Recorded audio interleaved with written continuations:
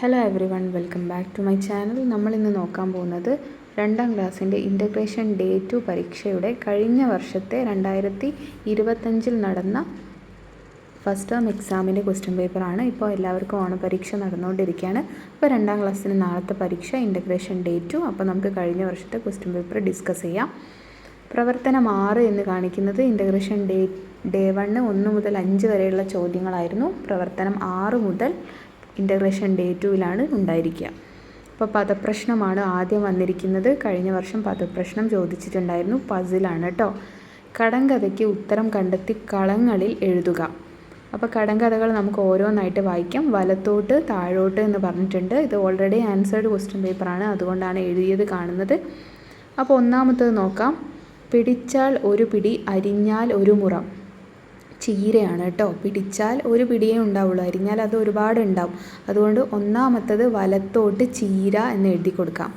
രണ്ടാമത്തത് വായിക്കാം. തുള്ളികളായി വരുന്നു ഞാൻ, ചെറ പറ ചെറ പറ പെയ്യും ഞാൻ ആരാണെന്ന് പറയാമോ? ആരാ മക്കളെ? മഴയാണ് കേട്ടോ. മഴയെക്കുറിച്ചാണ് പറഞ്ഞത്.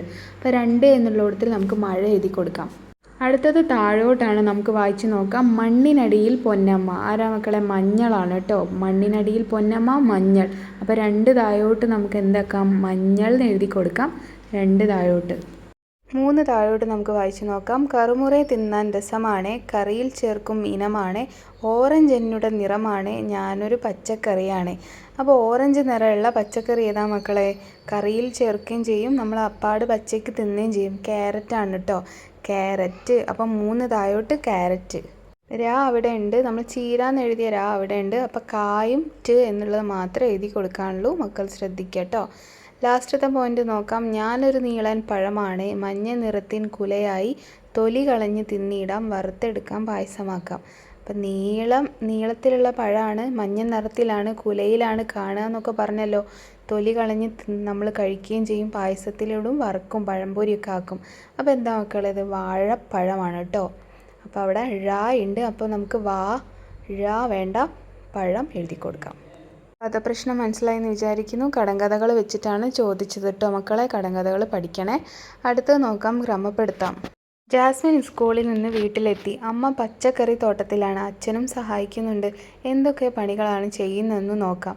ഇതിൽ ചോദ്യം വന്നിരിക്കുന്നത് എന്താ? കൃഷിയുടെ ഘട്ടങ്ങൾ ക്രമപ്പെടുത്തി എഴുതാൻ. അപ്പോൾ നമ്മൾ ഘട്ടങ്ങൾ പഠിച്ചിട്ടില്ലേ? വിത്ത് വിതയ്ക്കൽ, നിലമൊരുക്കൽ, മണ്ണ് കിളയ്ക്കൽ, വിളവെടുക്കൽ, കളപറിക്കൽ, ഇങ്ങനെയാണ് കൊടുത്തിരിക്കുന്നത്. അപ്പോൾ തന്നിരിക്കുന്നവയെ നമുക്ക് എന്താക്കണം? ഓർഡറിൽ എഴുതണം. അപ്പോൾ ആദ്യം എന്താണ് വരിക മക്കളെ? ഏതൊക്കെ സ്റ്റേജാണ്? ഓർഡറിൽ എങ്ങനെയാണ് എഴുതേണ്ടതെന്നും കൂടി നമ്മൾ പഠിക്കേണ്ടതുണ്ട്. അപ്പോൾ അതിൻ്റെ ആൻസർ ഞാൻ ഇവിടെ കാണിക്കാം. ആദ്യം ഏതാണ് മക്കളെ? ആദ്യം നമ്മൾ നിലമൊരുക്കണമല്ലോ. നിലമൊരുക്കണം, മണ്ണ് കിളയ്ക്കണം, പിന്നെന്താണ്?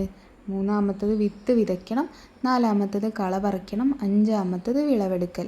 അപ്പോൾ അത് ഓർഡറിൽ തന്നെ പഠിക്കുക. കഴിഞ്ഞ തവണ ചോദിച്ചതാണ്. അപ്പോൾ വീണ്ടും റിപ്പീറ്റ് ചെയ്ത് ചോദിക്കുമെന്ന് നമുക്കറിയില്ല, പക്ഷെ നമ്മൾ പഠിച്ചു വെക്കണം. അഥവാ ചോദിച്ചാൽ അറിയാതായി പോകരുത്. അപ്പോൾ എന്തൊക്കെയായിരുന്നു കൃഷിയുടെ ഘട്ടങ്ങൾ നിങ്ങൾ നോട്ടിൽ എഴുതി വെച്ചില്ലേ? അതുപോലെ തന്നെ പഠിച്ചാൽ മതി. ഇങ്ങനെ വന്നു കഴിഞ്ഞാൽ അത് ഒന്നെങ്കിൽ എഴുതാനായിരിക്കും ചോദിക്കുക, അല്ലെങ്കിൽ ഇങ്ങനെ ഓർഡർ തെറ്റിച്ച് കൊടുക്കും. അത് ഓർഡറിലാക്കി എഴുതുക. നിലമൊരുക്കുക, പിന്നെന്താണ്? വിത്ത് വിതയ്ക്കുക, വെള്ളവും വളവും നൽകുക, പിന്നെ കള പറിക്കലും പരിചരിക്കലും, ലാസ്റ്റ് പോയിൻ്റ് എന്താണ്? വിളവെടുക്കുക. അപ്പോൾ ഈ ചോദ്യം മനസ്സിലായെന്ന് വിചാരിക്കുന്നു. നമുക്ക് അടുത്ത ചോദ്യത്തിലേക്ക് പോവാം. പ്രവർത്തനം 8 നോക്കാം. നമ്മുടെ ജലസ്രോതസ്സുകൾ. പച്ചക്കറി തോട്ടം നനയ്ക്കാൻ അടുത്തുള്ള കുളത്തിൽ നിന്നാണ് വെള്ളമെടുത്തത്. ഇതുപോലെ നമ്മുടെ നാട്ടിൽ ഏതൊക്കെ ജലസ്രോതസ്സുകളുണ്ട്? വളരെ ഇമ്പോർട്ടൻ്റ് ആയിട്ടുള്ളൊരു ക്വസ്റ്റ്യനാണ് ജലസ്രോതസ്സുകൾ. അപ്പോൾ ഏതൊക്കെയാണ് മക്കളെ? ഇവിടെ ഒരു 3 എണ്ണം എഴുതാനേ പറഞ്ഞിട്ടുള്ളൂ. കിണർ, പുഴ, നദി എന്ന് എഴുതിയിട്ടുണ്ട്. അപ്പോൾ നമുക്ക് എന്തൊക്കെ എഴുതാം? കിണർ, പുഴ, നദി, പിന്നെന്താണ്? കുളം ഒക്കെ എഴുതി കൊടുക്കാം കേട്ടോ. തോട് ഒക്കെ എന്താണ്? ജലസ്രോതസ്സുകളാണ്. അപ്പം എല്ലാം അറിഞ്ഞിരിക്കട്ടെ. കടൽ ഒക്കെ എന്താണ്? ജലസ്രോതസ്സുകളാണ്. ഒരു കുറഞ്ഞതൊരു 5 എണ്ണം മക്കൾ പഠിച്ചു വെക്കുക. നിങ്ങൾക്ക് ഓർമ്മ വരുന്നതനുസരിച്ച് വേഗം എഴുതാൻ പറ്റും, അതുകൊണ്ടാണ് പറയുന്നത്. അപ്പോൾ നമ്മുടെ ജലസ്രോതസ്സുകൾ എല്ലാവരും പഠിക്കുക കേട്ടോ. അടുത്ത എന്താണ്? ഏതെങ്കിലും ഒരു ജലസ്രോതസ്സിനെ കുറിച്ച് എഴുതുക. അപ്പോൾ കിണർ എന്ന് പറഞ്ഞിട്ട് നിങ്ങൾ കണ്ടല്ലോ, അതിനെ പറ്റിയിട്ട്, ഒരു ജലസ്രോതസ്സിനെ പറ്റിയിട്ട് എഴുതാനാണ് വന്നിട്ടുള്ളത്. അപ്പോൾ നമുക്ക് കിണർ എഴുതാം, പുഴ എഴുതാം, കടൽ എഴുതാം, എന്ത് വേണമെങ്കിലും എഴുതാം. അപ്പോൾ ഇവിടെ കുട്ടി എഴുതിയിരിക്കുന്നത് കിണറാണ്. കിണർ ഒരു ജലസ്രോതസ്സാണ്. കിണറിലുള്ള വെള്ളം കുടിക്കാനും എല്ലാ വീട്ടിൽ വീട്ടിലും കിണറുണ്ട് എന്നാണ് കേട്ടോ എഴുതിയത്. അപ്പോൾ മക്കൾക്ക് ചെറിയ 2-3 സെൻറ്റൻസ് എഴുതാൻ കഴിയുമുള്ളൂ. അപ്പോൾ അങ്ങനെ എഴുതിയാൽ മതി. കിണറാണെങ്കിൽ കിണറൊരു ജലസ്രോതസ്സാണ്. കിണറിലുള്ള വെള്ളം കുടിക്കാൻ ഉപയോഗിക്കാം, അല്ലെ കുടിക്കാൻ എടുക്കാം. എല്ലാ വീട്ടിലും കിണറുണ്ട്. നിങ്ങൾക്കറിയുന്നത് പോലെ ഏതെങ്കിലും ഒരു ജലസ്രോതസ്സിനെ പറ്റി 2 ലൈൻ ഇപ്പോൾ തന്നെ എഴുതി പഠിക്കാൻ ശ്രമിക്കുക കേട്ടോ. ഇമ്പോർട്ടൻ്റ് ആയിട്ടുള്ളൊരു ക്വസ്റ്റ്യൻ ആണ്.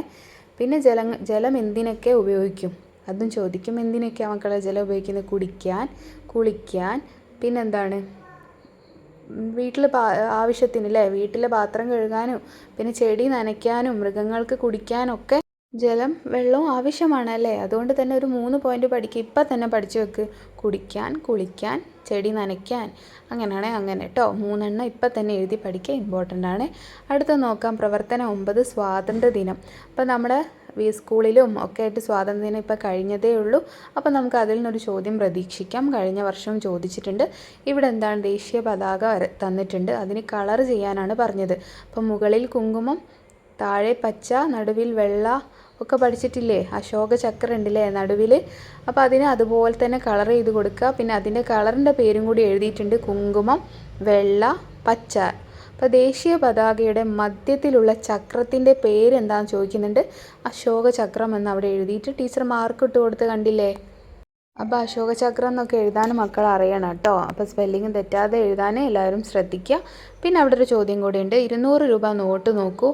അതിൽ കാണുന്നത് ആരുടെ ചിത്രമാണ്? ആരുടെ ചിത്രമാണ്? ഗാന്ധിജിയാണ് കേട്ടോ. അപ്പോൾ അവിടെ ഗാന്ധിജി എന്ന് എഴുതിയിട്ട് ശരി കിട്ടിയത് കണ്ടില്ലേ? അപ്പോൾ നിങ്ങൾക്കും ശരി കിട്ടണ്ടേ? അതുകൊണ്ട് എല്ലാവരും ഇതൊക്കെ ഒന്ന് പഠിച്ചു വെക്കുക കേട്ടോ. ദേശീയ പതാകയ്ക്ക് നിറം കൊടുക്കുന്നതും മുകളിൽ ഏതാണ് നിറം, ആ നിറങ്ങളും അത് എഴുതേണ്ടത് എങ്ങനെയാണെന്നും കൂടി എല്ലാവരും ശ്രദ്ധിക്കുക. അപ്പോൾ പഠിക്കുക കേട്ടോ. നമുക്കിനി ലാസ്റ്റത്തെ ചോദ്യത്തിലേക്ക് പോവാം. പ്രവർത്തനം 10. പ്രവർത്തനം 10 എന്താണ് മക്കളെ? ഡയറി എഴുതാനാണ്. നിങ്ങളുടെ സ്കൂളിലെ സ്വാതന്ത്ര്യദിന വിശേഷങ്ങൾ ചേർത്ത് ഡയറി എഴുതൂ.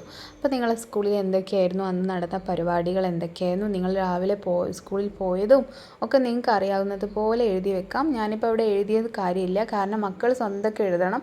നിങ്ങളതായിട്ടുള്ള സെൻറ്റൻസസ് ആണ് വരേണ്ടത്.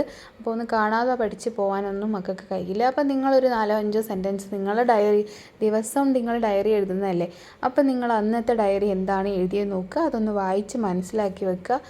കഴിയുന്നതും അക്ഷരത്തെറ്റില്ലാതെ എഴുതാൻ എല്ലാ മക്കളും ശ്രദ്ധിക്കുക. അപ്പോൾ ഇത്രയാണ് കഴിഞ്ഞ വർഷത്തെ ഇൻ്റഗ്രേഷൻ ഡേ 2 ചോദിച്ച ചോദ്യങ്ങളാണ്. അപ്പോൾ നമുക്ക് ഇത് ഒരു മോഡലായിട്ട് കണ്ടിട്ട് ഇതിൽ ചോദിച്ച ചോദ്യങ്ങൾക്കൊക്കെ നിങ്ങൾക്ക് ഉത്തരം കിട്ടുമെന്ന് ഉറപ്പ് വരുത്തുക. അപ്പോൾ നമുക്ക് അതിൽ കൂടുതൽ വന്ന ടെക്സ്റ്റ് ബുക്കിലും നോട്ടിലും നിങ്ങളുടെ ടീച്ചർ പറയുന്നതനുസരിച്ച് എല്ലാവരും പഠിക്കുക.